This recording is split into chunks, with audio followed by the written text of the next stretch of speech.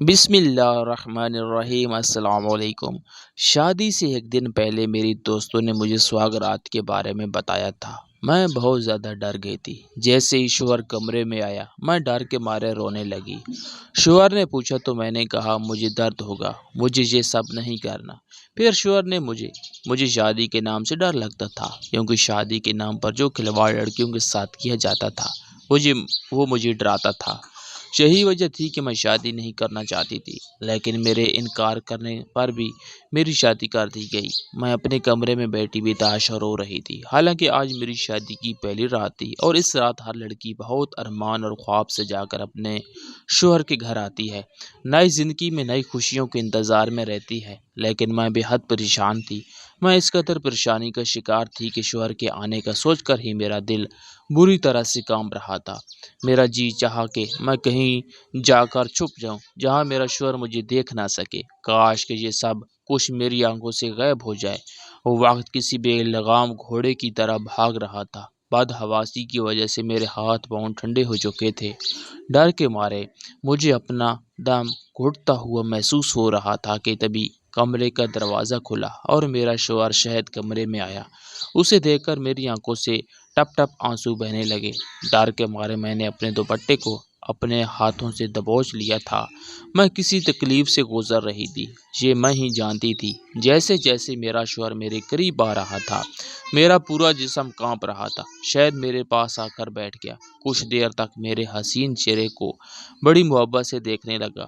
میں بے حد خوبصورت تھی اور یہی میرے لیے سب سے بڑا مسئلہ بن چکا تھا۔ جیسے ہی اس نے اپنا ہاتھ میرے ہاتھ پر رکھا تو مجھے اتنا ٹھنڈا پا کر کہنے لگا، کیا بات ہے علینا، تم اتنا زیادہ نروس کیوں ہو؟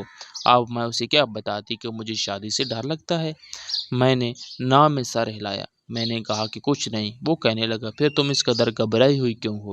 میں نے ایسا سے کہا، مجھے اس رشتے سے ڈر لگتا ہے۔ میری بات سن کر وہ ہنسنے لگا اور میرا ہاتھ تھام کر مجھے تسلی دینے لگا۔ کہنے لگا پریشان مت ہو۔ میں نے کہا لیکن مجھے بہت ڈر لگ رہا ہے۔ وہ کہنے لگا کہ اس میں ڈرنے کی کوئی بات نہیں ہے۔ میں نے کہا مجھے بہت ڈر محسوس ہو رہا ہے کہ پتہ نہیں کیسے سب ہوگا۔ وہ کہنے لگا کہ دیکھو اس کا ایک ہی حل ہے میرے پاس۔ میں نے پوچھا وہ کیا؟ میری اس بات کو سن کر اس نے میرے ہاتھوں کو تھام کر مجھے تسلی دی اور اس کے بعد اٹھ کر کھڑا ہو گیا۔ الماری کے پاس گیا، الماری کھولی اور ایک میڈیسن لا کر مجھے تھما دی، ساتھ میں پانی کا گلاس دیا۔ کہنے لگا یہ گولی کھاؤ۔ میں نے کہا یہ کیسی دوا ہے؟ شاید کہنے لگا تمہاری تمام پریشانیوں کا حل اسی گولی میں ہے۔ شاید کی بات کو میں سمجھ نہیں پا رہی تھی۔ میں سونے لگی، آخر میری پریشانیوں کا حل یہ گولی کیسے ہو سکتی ہے؟ ڈر اس قدر زیادہ تھا کہ میں کچھ بھی کرنے کو تیار تھی، اور جب شاید نے یقین دلایا کہ یہ گولی کھانے کے بعد تمہارا سارا ڈر اور پریشانی ختم ہو جائے گی، تو میں نے وہ گولی کھا لی۔ شاید میرے قریب آنے لگا، اس نے میرے دونوں ہاتھوں کو تھام کر اپنے ہونٹوں پر لگایا تھا، مجھ سے اپنی محبت کا اظہار کرنے لگا، لیکن میں یوں تھی جیسے میرے جسم میں کپ کپاہٹ پیدا ہو چکا تھا۔ آہستہ آہستہ شاید نے مجھے اپنی باہوں کے گھیرے میں بھر لیا تھا اور میں ڈر کے مارے اپنا آپ اسے چھڑوانے لگی تھی، لیکن پھر میں نے محسوس کیا کہ جیسے میری آنکھوں میں سکون اترنے لگا تھا۔ آہستہ آہستہ نیند کی آغوش میں جانے لگی ہوں، چاہ کر بھی میں خود کو چھڑا نہیں پا رہی تھی۔ کچھ ہی پل لگے تھے کہ میں گہری نیند میں جا چکی تھی۔ میری شادی سے کچھ دن پہلے میری سہیلیاں مجھے لے کر بیٹھ گئی تھی، جو کہ پہلے سے شادی شدہ تھی۔ مجھ سے کہنے لگی، کچھ دن بعد تمہاری بھی شادی ہونے والی ہے، اس لیے ضروری ہے تم ہم سے اس رشتے کے بارے میں کچھ جانکاری لے لو۔ میں شادی کے رشتے سے بالکل انجان تھی، وہ میرے ساتھ کیا کرے گا، لیکن شاید نے میری بات کو سن کر اسے سمجھنے کی کوشش کی تھی۔ اس نے شاید مجھے نیند کی گولی کھلائی تھی، جسے کھاتے ہی مجھے کچھ دیر میں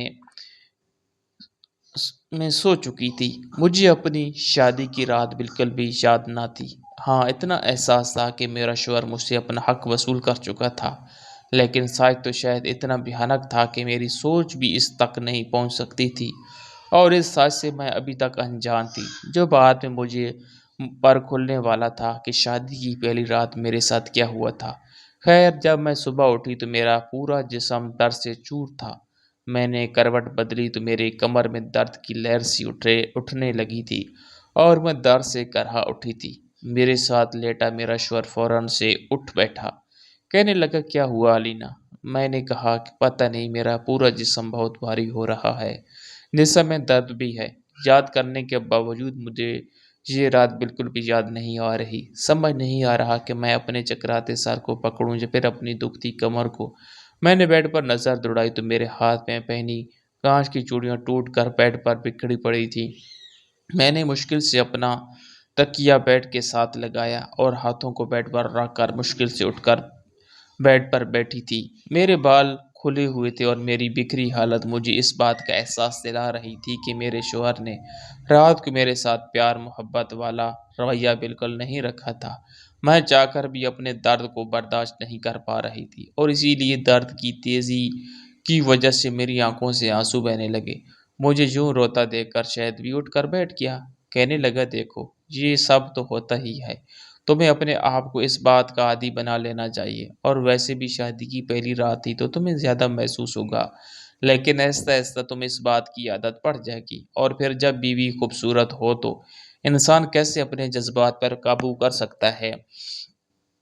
اور پھر تم رات کو بہت زیادہ ڈری ہوئی تھی، مجھے لگا کہ اگر میں نے تمہیں میڈیسن نہ دی اور اپنے قریب بھی نہیں آنے دو گی، اور میں اپنی یہ رات برباد نہیں کرنا چاہتا تھا۔ یہ کہہ کر وہ اٹھ کر واش روم میں چلا گیا، لیکن مجھے اپنا جسم اس قابل بھی نہیں لگ رہا تھا کہ اٹھ کر کھڑی ہو جاتی۔ شاید گھر پر اکیلا رہتا تھا، اس کے ماں باپ زندہ نہیں تھے۔ پہلے تو میرے ماں باپ اس رشتے پر راضی نہیں تھے، کہنے لگے اکیلا لڑکا ہے، ہمیں تو ایسے رشتے سمجھ نہیں آتے، لیکن پھر ماں کہنے لگی کہ لڑکا اچھا خاصا کماتا ہے، اپنا گھر ہے، اب اگر اس کے ماں باپ زندہ نہیں ہیں تو اس میں اس کا کیا قصور ہے؟ آپ نے اچھی طرح چھان بین تو کرائی ہے، اس رشتے میں کسی نے کوئی بھی برائی یا کمی نہیں نکالی ہے، اچھا ہے میری بیٹی پر سسرال کا بوجھ نہیں ہوگا۔ میں نہیں جانتی تھی کہ شادی کی رات ہی میری ایسی حالت ہو جائے گی کہ میں کھڑی بھی نہیں ہو پاؤں گی۔ شاید جب نہا کر باہر آیا تو مجھے سے کہنے لگا دیکھو میرے گھر میں تمہاری خدمت کرنے کے لیے فی الحال کوئی نہیں ہے، اس لیے یہ گھر کو تم نے ہی سنبھالنا ہے۔ مجھے اس بات پر اعتراض نہ تھا، لیکن مجھے اپنا آپ اس وقت اس قابل نہیں لگ رہا تھا کہ میں اس کا ناشتہ بنا سکتی۔ وہ اپنی بات کہہ کر کمرے سے جا چکا تھا کہ جلدی سے اٹھ کر باہر آؤ اور میرے لیے ناشتہ بناؤ۔ جب میں بیڈ سے اٹھ کر کھڑی ہوئی تو مجھے ایسا لگا جیسے میری کمر ٹوٹ جائے گی۔ میں بڑی مشکل کمرے سے باہر آئی، شاید باہر لانچ میں ہی بیٹھا فون پر کسی سے ہنس کر باتیں کر رہا تھا، لیکن جو باتیں وہ کر رہا تھا اس نے مجھے شرم سے پانی پانی کیا تھا۔ وہ گزری ہوئی رات کے پل نہ جانے کس کے ساتھ شیئر کر رہا تھا، وہ بھی بڑے ہی بے شرم انداز میں۔ مجھے شاید کا اس طرح اپنی پرسنل باتیں کسی سے شیئر کرنا اچھا نہیں لگا تھا، لیکن میں پہلی رات کی دلہن تھی، اس طرح میں ابھی شاید سے کچھ بھی کہہ نہیں سکتی تھی۔ میں نے سوچا میں شاید کو بعد میں کہوں گی کہ اس طرح کی باتیں باہر نہ کریں۔ میں فوراً سے نظریں جھکائے کچن میں چلی گئی تھی۔ مشکل سے ہی میں نے اپنا اور شاید کا ناشتہ بنایا تھا۔ ناشتے کے بیچ میں نے جھکتے ہوئے شاید سے یہ بات کہی تھی۔ میں نے کہا کہ شاید میری کمر میں بہت درد ہے، اس لیے شاید آج رات میں آپ کو وقت نہ دے سکوں، اور پلیز آپ بھی مجھے ڈسٹرب مت کرنا۔ شاید اس وقت چائے پی رہا تھا۔ میری بات سن کر اس کا کپ ہونٹوں کے قریب جاتے جاتے رکا تھا، کہنے لگا دیکھو میں تمہارے بہانے نہیں سن سکتا، مجھے ہر صورت جلد سے جلد اولاد چاہیے، اسی لیے تو میں نے تم سے شادی کی ہے۔ اس کی بات سن کر میرا دل بے چین سا ہوا تھا۔ میں نہیں جانتی تھی کہ رات کو میرے ساتھ ہوا کیا تھا، لیکن جو حالت میری اس وقت تھی، میں شاید اس قابل نہیں تھی کہ میں دوبارہ اس تکلیف کو جھیلتی، لیکن میرے سامنے کھڑا انسان میری ہر تکلیف سے بے پرواہ ہو کر بس اپنی ہی من مانی کرنا چاہتا تھا۔ جیسے ہی رات ہوئی مجھے لگا میرا دل کسی نے مٹھی میں لے لیا ہو۔ رات کو پھر شاید نے مجھے ایک دوسری میڈیسن دی، میں نے کہا مجھے نہیں کھانی، وہ کہنے لگا یہ نیند کی دوا نہیں ہے۔ میں نے کہا پھر یہ کس چیز کی دوا ہے؟ کہنے لگا یہ جلد پریگننٹ ہو جانے کی دوا ہے۔ یہ سن کر میں کچھ دیر تو اس کی شکل دیکھتی رہ گئی کہ آخر اسے کس بات کی جلدی ہے۔ میری شادی کو کون سے 4-5 سال گزر چکے تھے، ابھی تو شادی کو 4 دن بھی نہیں گزرے تھے اور نہ ہی میرے ساس سسر زندہ بیٹھے تھے جنہیں پوتا اور پوتی گود میں کھلانے کی جلدی تھی۔ آخر وہ مجھ سے اتنی جلدی پریگننٹ ہونے کی دوا کیوں دے رہا تھا؟ میں نے کہا شاہد ابھی اتنی جلدی کیا ہے، ابھی تو ہماری شادی کو کچھ ہی دن گزرے ہیں، آرام سے 2-4 سال بعد بچے پلان کریں گے، ابھی تو خود ہی ہماری موج مستی کے دن ہیں۔ وہ کہنے لگا میں کچھ نہیں جانتا شاید، تمہیں اندازہ نہیں ہے مجھے کتنی جلدی ہے بچے کی، مجھے بچے بہت پسند ہیں، شادی سے زیادہ مجھے بچوں کی خواہش تھی اور اسی لیے میں نے تم سے شادی کی تھی کہ جلد سے جلد شادی ہو اور میرے گھر میں ننھے منھے سے بچوں کی کھلکھاریاں گونجے۔ میں نہیں چاہتا کہ وقت برباد ہو کہ 1 سال پہلے میں یہ دیکھتا رہوں کہ تمہیں اولاد ہوتی ہے یا نہیں اور پھر تمہیں اس کے بعد دوا کھلاؤں۔ یہ کہہ کر اس نے وہ میڈیسن میرے منہ میں ڈال دی اور پانی کا گلاس میرے ہاتھ میں تھما دیا۔ میں نے پانی پی کر وہ دوا اپنے اندر اتار لی تھی۔ لیکن مجھے حیرت اس وقت ہوئی جب پچھلی رات والی بے ہوشی مجھ پر پھر سے چھانے لگی۔ اس وقت میرا دماغ اس قابل نہیں تھا کہ میں یہ بات سوچتی کہ اگر یہ دوسری دوا تھی تو مجھے نیند کیوں آ رہی تھی، مجھ پر کیوں اتنی بے ہوشی سوار ہو رہی تھی اور پھر مجھے کچھ بھی ہوش نہیں رہا۔ میں دوبارہ سے نیند کی گہری وادیوں میں اتر چکی تھی۔ بے ہوشی کے عالم میں بھی مجھے اپنی سسکاریاں اپنے کانوں میں سنائی دے رہی تھی۔ مجھے بہت زیادہ تکلیف محسوس ہو رہی تھی۔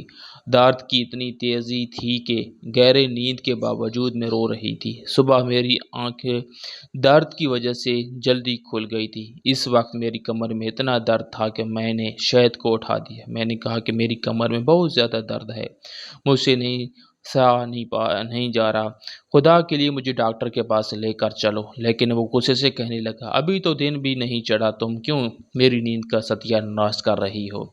پین کلر دے دیتا ہوں، تم وہ کھا لو۔ اس نے مجھے ایک اور دوا دی جسے کھا کر میرے درد میں بہت تھوڑا سا فرق ہوا تھا اور میں دوبارہ سو گئی تھی۔ لیکن جیسے ہی صبح اٹھی درد پھر سے اٹھنے لگا تھا۔ اب تو یہ روز کی روٹین بن گئی تھی۔ لگاتار 8 دن سے میں ایسی ہی تکلیف سے گزر رہی تھی، لیکن شہد کو جیسے میری کسی تکلیف کا کوئی احساس ہی نہیں تھا۔ ایک دن وہ آفس سے واپس لوٹا تو میں نے کہا مجھے ماں کے گھر چھوڑ دو، مجھے شہد سے دور رہنے کا بس ایک یہی بہانہ ملا تھا۔ وہ کہنے لگا سوال ہی پیدا نہیں ہوتا جب تک کہ میری اولاد نہیں ہو جاتی، میں تمہیں کہیں بھی نہیں بھیجوں گا۔ مجھے سمجھ نہیں آتی تھی آخر اسے بچوں کی اتنی جلدی کیوں تھی۔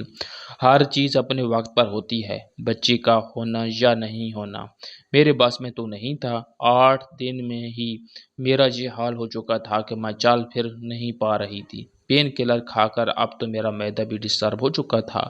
میں شہد سے ڈاکٹر کے پاس جانے کے لیے کہتی تو وہ اس بات پر بھی نہیں مانتا، کہتا کہ ڈاکٹر بھی تمہیں پین کلر ہی دے گا۔ لیکن اس بار جیسے ہی وہ گھر سے باہر گیا میں نے اپنی ماں کو بلا لیا اور ان کے ساتھ ایک لیڈی ڈاکٹر کے پاس چلی گئی۔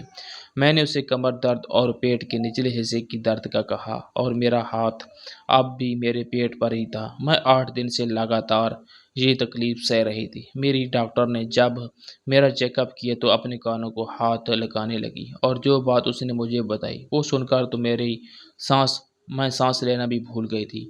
میں آنکھیں پھاڑے ڈاکٹر کی بات سن رہی تھی۔ یہ اس نے کہا دیا تھا کہ یہ سچ نہیں ہو سکتا تھا۔ مجھے اپنے کانوں پر یقین نہیں آ رہا تھا۔ میں نے نہ میں سر ہلایا۔ میں نے کہا ایسا نہیں ہو سکتا، آپ کو ضرور کوئی غلط فہمی ہوئی ہے۔ وہ کہنے لگی میرے پاس ایسے بہت سے کیس آتے ہیں، اس لیے میں جانتی ہوں کہ تمہارے ساتھ کیا ہوا ہے۔ پھر وہ مجھ سے پوچھنے لگی کیا تم اس وقت ہوش میں ہوتی ہو جب تمہارا شوہر تمہارے قریب آتا ہے؟ میں نے نہ میں سر ہلایا، کیونکہ شاید تو روز مجھے جلدی پریگننٹ ہو جانے کی دوا دیتا تھا اور جس کو کھاتے ہی میں گہری نیند میں چلی جاتی تھی۔ لیکن جو بات لیڈی ڈاکٹر نے مجھ سے کہی تھی، مجھے اس کی بات سن کر شہد پر شک ہونے لگا تھا۔ ڈاکٹر سے میری کوئی پرسنل دشمنی نہیں تھی جو وہ مجھ سے جھوٹ بولتی یا ریان کے خلاف میرے کان بھرتی۔ وہ ڈاکٹر تھی اور اس کا پیشہ صرف اپنے مریض کا چیک اپ کرنا اور ان کا علاج کرنا تھا۔ اس نے وہی بات بتائی ہوگی جو میرے ساتھ ہوا تھا۔ میرے پاس ڈاکٹر کی بات پر یقین کرنے کے علاوہ کوئی دوسرا راستہ ہی نہیں تھا۔ میرے دل میں اب شہد کے لیے شک پڑ چکا تھا۔ ڈاکٹر کہنے لگی اگر تمہارے شوہر کو تم سے محبت ہے تو وہ تمہیں نیند کی دوا دے کر ہی کیوں تمہارے قریب آتا ہے؟ اس کی وجہ کیا ہے؟ اس طرح کے سوال سن کر مجھے شہد پر اور بھی شک ہونے لگا تھا، لیکن میں یہ کیسے جان سکتی تھی کہ سچ کیا ہے؟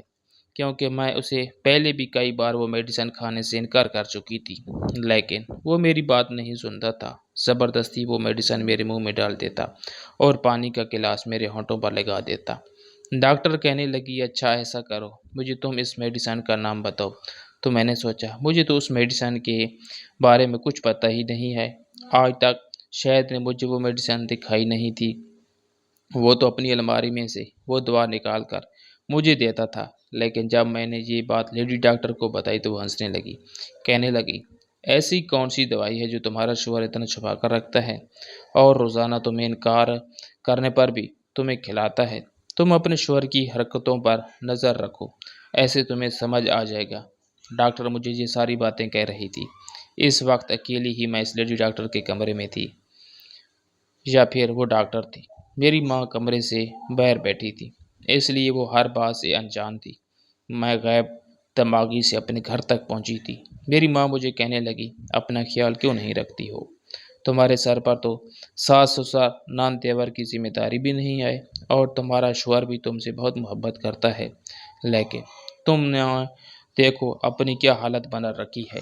8 دن میں ہی سوکھ کر کانٹا ہو گئی ہو، چہرے کی رنگت پیلی پڑ گئی ہے۔ اب میں اپنی ماں کو کیا بتاتی کہ میں کسی بڑی مصیبت میں پھنس چکی تھی؟ میرا شوہر کسی وحشی جانور سے کم نہ تھا۔ رات کو مجھے نیند کی دوا کھلا کر میرے ساتھ کیسا کھلواڑ کرتا ہے۔ میری ماں مجھے نصیحتیں کر کے اپنے گھر جا چکی تھی۔ میں پورا دن ڈاکٹر کی باتوں کو ہی سوچتی رہی، لیکن میرے پاس اس بات کا کوئی حل نہیں تھا، اور یہ ایسی بات تھی کہ میں شاید سے کہہ بھی نہیں سکتی تھی۔ مجھے اپنا آپ بالکل بے بس لگ رہا تھا۔ میرا جی چاہا کہ میں اپنی ماں کے ساتھ ہی ان کے گھر چلی جاؤں، لیکن میری ماں مجھے کبھی بھی میرے شوہر کی اجازت کے بغیر اپنے گھر لے کر نہیں جاتی۔ میں سمجھ نہیں پا رہی تھی آخر میں کیا کروں تو کیا کروں۔ پھر میرے دماغ میں خیال آیا کہ میں الماری کھول کر دیکھتی ہوں کہ آخر شاید مجھے کون سی دوا کھلاتا ہے۔ میں فوراً اٹھ کر کھڑی ہو گئی اور ایسا سے چلتی ہوئی الماری کے پاس آئی اور شہد کی الماری کھول دی۔ سامنے ہی اس کے کپڑے پڑے ہوئے تھے۔ میں نے ایک ایک کپڑا اٹھا کر دیکھا، لیکن وہاں دوا موجود کہیں نہیں ملی۔ پھر میں دراز بھی دیکھ لی اور اس میں بھی کچھ ضروری کاغذات تھے، کوئی میڈیسن نہیں تھی۔ لیکن جب میں نے نیچے لاکر کھولنا چاہا تو وہ لاک تھا۔ میں سمجھ گئی کہ وہ دوا شاید اسی لاکر میں رکھی ہے۔ رات کو جب شاید واپس آیا تو میں نے اسے کھانا دے دیا، لیکن میری بھوک تو جیسے اڑ چکی تھی۔ جو بات ڈاکٹر مجھے بتا چکی تھی، اس کے بعد تو میرے دماغ نے کام کرنا ہی بند کر دیا تھا۔ میں نے کھانا نہیں کھایا تھا، اور رات کو سوتے وقت میں نے دودھ کا گلاس پی لیا اس سے پہلے کہ شہد کمرے میں آتا۔ میں فوراً سے بیڈ پر جا کر لیٹ گئی اور اپنی آنکھیں بند کر لی تاکہ شہد کو لگے کہ میں سو چکی ہوں۔ ہو سکتا ہے وہ مجھے سویا دیکھ کر مجھے میڈیسن نہ کھلائے اور مجھے پریوں پر یوں بھی ہوشی طاری ہو۔ میں جاننا چاہتی تھی کہ شاید رات کو میرے ساتھ کرتا کیا ہے۔ کچھ دیر بعد ہی شاید کمرے میں آیا، مجھے بیڈ پر سوتا دیکھ کر میرے قریب آیا اور بازو سے مجھے ہلا کر اٹھانے لگا، کہنے لگا، اٹھ کر بیٹھو۔ میں نے اپنی آنکھیں کھولی تو شاید ماتھے پر بال چڑھائے مجھے دیکھ رہا تھا۔ میں نے کہا، شاید مجھے نیند آ رہی ہے، میں سونا چاہتی ہوں اور میری کمر میں بھی درد ہے۔ میری بات سن کر شاید کہنے لگا، یہ بہانے تم میرے سامنے مت لگاؤ، میں تمہیں پہلے بھی کہہ چکا ہوں کہ مجھے ہر قیمت پر بچہ چاہیے۔ چلو اٹھو اور دوا کھاؤ۔ میں اٹھ کر بیٹھ گئی۔ میں نے کہا، آخر آپ نے دوا اپنی الماری میں چھپا کر کیوں رکھی ہے؟ میری باقی دواؤں کے ساتھ رکھ دیں، میں خود کھا لیا کروں گی۔ میری بات سن کر اس نے بڑی حیرت سے مجھے دیکھا تھا، کہنے لگا، تم یہ کیسی جانتی ہو کہ میں نے تمہاری دوا کو الماری کے لاکر میں رکھا ہے؟ میں اس کی بات سن کر گھبرا گئی تھی۔ مجھے اپنی غلطی کا احساس ہوا۔ جلد بازی میں شاید میں نے کچھ غلط کہہ دیا تھا۔ میں نے کہا، ایسے ہی میں نے سوچا آج دوا میں خود کھا لیتی ہوں۔ میں نے آپ کی الماری کھول کر دیکھی تو کہیں بھی وہ دوا موجود نہ تھی۔ مجھے لگا شاید آپ نے وہ دوا لا کر میں رکھی ہے۔ میں نے ایک بہانہ کر دیا تھا۔ وہ کہنے لگا، تمہیں اتنا زیادہ پریشان ہونے کی ضرورت نہیں ہے، میں وہ دوائی روزانہ تمہیں کھلاتا رہوں گا۔ اور جب تک بچہ نہیں ہو جاتا میں تمہیں اپنے ہاتھوں سے ہی کھلاؤں گا۔ میں نے کہا شاید میاں مجھے پیٹ میں بہت درد ہو رہا ہے، آپ کیوں مجھے کسی ڈاکٹر کے پاس لے کر نہیں جاتے؟ اور بچہ پیدا کرنے کے لیے ایک پورا علاج ہوتا ہے اور وہ کوئی لیڈی ڈاکٹر ہی مجھے بتا سکتی ہیں، ایسے یوں خود سے دوا کھانا ٹھیک نہیں ہوتا۔ میں نے سوچا تھا شاید میری اس بات پر شاید مجھے وہ دوائی نہیں دے گا، لیکن وہ کہنے لگا میں جانتا ہوں کہ وہ دوائی عورت کو پریگننٹ کر دیتی ہے، تمہیں کسی بھی ڈاکٹر سے کوئی علاج کروانے کی ضرورت نہیں، تم بس میری بات مانو، وہی تمہارے لیے کافی ہے۔ میں نے کہا آج میں کوئی بھی دوائی نہیں کھاؤں گی۔ میرا یہ کہنا تھا کہ شہد کا پارا ہائی ہو گیا تھا، اس نے مجھے زبردستی وہ دوا کھلائی تھی اور دوائی کھانے کے بعد میرے پھر سے وہی حالت ہونے لگی تھی، اور صبح میں نے اپنی بے بسی پر پھوٹ پھوٹ کر رو رہی تھی کہ اگر یہی رہا تو میں تو بہت جلد ہی مر جاؤں گی، اور اسی لیے میں نے اپنا دماغ چلانا شروع کر دیا۔ رات کے وقت میں نے اپنے موبائل کا کیمرہ آن کر دیا اور ایسی جگہ پر رکھا کہ جہاں میرا بیڈ آسانی سے نظر آ سکے۔ رات کو شہد نے پھر سے مجھے دوائی کھلائی تھی اور میری وہی حالت ہونے لگی تھی۔ صبح جب میں اٹھی تو شہد کے آفس جانے کا انتظار کرنے لگی۔ جیسے ہی وہ گھر سے باہر نکلا میں نے جلدی سے موبائل اٹھایا، اس پر لگی ویڈیو دیکھنے لگی اور جسے دیکھ کر میرے ہوش و حواس اڑ کر رہ گئے تھے۔ میں نے پوری ویڈیو بھی نہیں دیکھی تھی اور موبائل کو بیڈ پر پھینک دیا تھا اور اپنے چکراتے سر کو پکڑنے لگی۔ جو کچھ میرا شوہر میرے ساتھ رات میں کرتا تھا وہ کوئی بھی عورت برداشت نہیں کر سکتی تھی۔ اس سے پہلے کہ شاید واپس آتا میں نے اپنے ماں باپ کو گھر بلا لیا اور ساری سچائی انہیں بتا دی۔ یہ سن کر تو میری ماں رونے لگی تھی۔ میرا پاپا اپنا سر پکڑ کر بیٹھ گئے تھے۔ شاید ایک ادھورا مرد تھا، وہ اس قابل نہیں تھا کہ بچہ پیدا کر سکتا، بلکہ وہ تو اس قابل بھی نہیں تھا کہ اپنی بیوی کے پاس بھی آ سکتا اور میاں بیوی کا رشتہ بن سکتا۔ وہ نہ مرد تھا، وہ اپنا رو مجھ پر جمانے کے لیے اور یہ ثابت کرنے کے لیے کہ وہ ایک پورا مرد ہے، رات گزارنے کے لیے اپنے دوستوں کو میرے کمرے میں بھیج دیتا تھا جو میرے ساتھ بے دردی سے سلوک کرتے تھے۔ میرے ماں باپ نے شوہر پر کیس کر دیا اور مجھے طلاق بھی دلوا دی۔ شہد پر تحقیقات کی گئی تو معلوم ہوا کہ پہلے بھی اس کی شادی ہو چکی تھی اور اس کی بیوی نے اسے اسی بات پر طلاق لے لی تھی کہ وہ نامرد ہے۔ شاید اپنی ہی اس کمی کو چھپانے کے لیے اور اپنی بیوی پر یہ ثابت کرنے کے لیے کہ وہ اولاد پیدا کر سکتا ہے، اس نے میرے ساتھ بہت بڑا ظلم کیا تھا، میری زندگی کو جہنم بنا کر رکھ دیا تھا۔ جب میں لیڈی ڈاکٹر کے پاس گئی تھی تو اس نے مجھے یہی بتایا تھا کہ تمہارے ساتھ ریپ ہو رہا ہے اور کرنے والے ایک سے زیادہ لوگ ہیں۔ یہ بات جھوٹ نہیں تھی۔ شاید مجھے پریگننٹ کرنے کے بہانے نیند کی دوائی دیتا تھا تاکہ میرے ساتھ یہ گھٹیا کھیل کھیل سکے اور اپنی انا کو سکون پہنچ سکے، اپنی پہلی بیوی پر یہ جتانے کے لیے کہ وہ پورا مرد ہے۔ اس نے میری زندگی برباد کر کے رکھ دی۔ پورا 1 سال لگ گیا تھا مجھے سنبھلنے کے لیے، کیونکہ جو درد اور تکلیف شہد نے مجھے 2 مہینے میں دی تھی وہ بہت دردناک تھی۔ پھر میرے ماں باپ نے میرے لیے دوسرا رشتہ دیکھا تھا، اس بار بھی پوری فیملی تھی۔ ہاں لڑکا شادی شدہ تھا اور اس کے پہلے سے ایک بچی بھی تھی۔ بچے کی پیدائش پر ہی اس کی بیوی چل بسی تھی، لیکن نہ جانے مجھے اس بات پر اعتراض تھا اور نہ ہی میرے ماں باپ کو، اور آج میں اپنی بھری پوری سسرال میں ہنسی خوشی رہ رہی ہوں۔ میرا شوہر مجھ سے بے انتہا محبت کرتا ہے، میری ہر ضرورت کا خیال رکھتا ہے، اور میں نے بھی اس کی بچی کو سچے من سے اپنا لیا ہے اور اسے سگی ماں کی طرح پیار دیتی ہوں۔ خدا نے مجھے جتنی تکلیفیں دی تھی اس کی بھرپائی ایک اچھے شوہر کے روپ میں دے کر کرتی تھی۔ میں اپنے خدا کا جتنا شکر ادا کرتی ہوں اتنا کم ہے کہ اس نے مجھے اتنا پیار کرنے والا ہم سفر دیا تھا۔ لڑکی کے ماں باپ یہ سوچ کر اکیلے لڑکے کو اپنے داماد کے روپ میں چلنا زیادہ پسند کرتے ہیں کہ اکیلا ہے، ہماری بیٹی پر ساس نند اور خاندان کا بوجھ نہیں پڑے گا۔ لیکن مجھے لگتا ہے کہ سسرال پورا ہو ساس سسر تب لڑکی اپنے سسرال میں زیادہ سکھی رہتی ہے، کیونکہ پیچھے سے اگر شوہر کوئی غلطی کرتا ہے تو اسے ڈانٹنے کے لیے ساس سسر موجود ہوتے ہیں، اسے صحیح راہ دکھانے کے لیے، اسے سمجھانے کے لیے اس کے ماں باپ کا ہاتھ اس کے سر پر ہوتا ہے۔ ہمارے معاشرے میں جہالت اتنی بڑھ گئی ہے کہ لڑکے کے گھر والے شادی سے پہلے ہی لڑکے کی کان یہ کہہ کر بھر دیتے ہیں کہ اسے کھلی چھوٹ نہ دینا، آتے ساتھ روب ڈال کر رکھنا، بولنے نہ دینا۔ یقین جانے بہت سی عورتیں اپنے سسرال میں صرف اپنے بچوں کے باپ کے ساتھ رہ رہی ہوتی ہیں، اپنے شوہروں کے ساتھ نہیں، اور وہ سسرال میں صرف اور صرف دکھ اس لیے برداشت کرتی ہیں کہ پلٹ کر کچھ کہا تو بچوں کے ذہن پر برا اثر پڑے گا۔ بقول زمانہ بچوں کی اچھی اور صحیح سی تربیت ماں اور باپ دونوں کے سائے میں ہوتی ہے۔ اگر ماں باپ کو زمانے کے لوگوں کی باتوں کا ڈر نہ ہو تو وہ اپنی بیٹی کو ایسے گھر میں ایک سیکنڈ تک بھی نہ چھوڑیں۔ عورت پر ہاتھ اٹھانا ایسے ہے جیسے بندہ دیوار کو مار رہا ہو، کیونکہ عورت اپنے بچوں کے لیے سب کچھ برداشت کر لیتی ہے۔ عورت پر ہاتھ اٹھانے والا مرد نہیں جانور کہلاتا ہے۔ شادی کے بعد والدین اپنی بیٹی کو یہ 3 قیمتی نصیحتیں کرتے ہیں جو اس کی زندگی کو سکون اور خوشیوں سے بھر سکتی ہیں۔ یہ تمہارے والد کا گھر ہمیشہ تمہارے لیے کھلا ہے۔